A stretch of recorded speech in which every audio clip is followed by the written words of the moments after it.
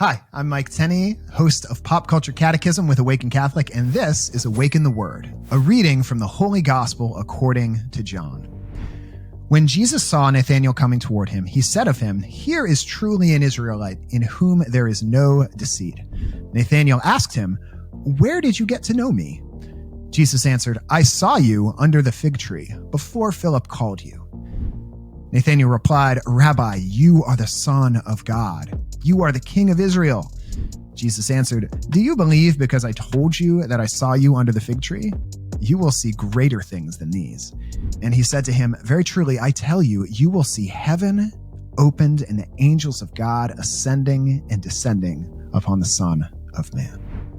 In today's gospel, we hear of the call of Nathaneal, and today is also the feast of the holy archangels, St. Michael, who's my namesake, St. Raphael, and St.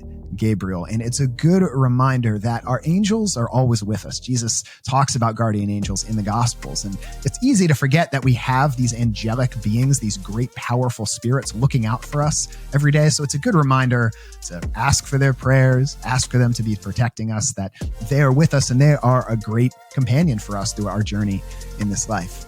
Now, what this story always reminds me of is when people come to faith. And I think of the awakening of faith within my own life, when I went from just kind of somebody that went to church to somebody for whom Jesus was really alive in my life. I started to sense God's presence in prayer. I started to really feel God in the sacraments. I started to have a greater understanding of God through my study of the Bible and of various catechetical tools, and really started to have a community within my church in all these various different ways where God became real for me.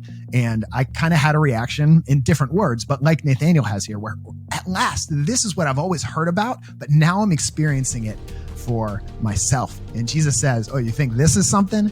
Just wait." And that's a good thing for us to remember, both in the good times and in the bad times, or what the great saints of the church often call times of consolation, when we feel very comforted and close to God, and times of desolation, when we feel like a spiritual dryness, like we're very far away from God. In times of consolation, it's good to remember and be grateful for those ways that God has shown up very obviously for us, and to remember that we have even greater things to look forward to. It gives us great encouragement within our spiritual lives. But even more so in the times of desolation, it's important to look back to those times in the past when it was very clear that God was real and that he was moving in our life, and also to remember our future that eye has not seen and ear has not heard, but God has readied for those who love him. I have been Mike Tenney, and this has been Awaken the Word.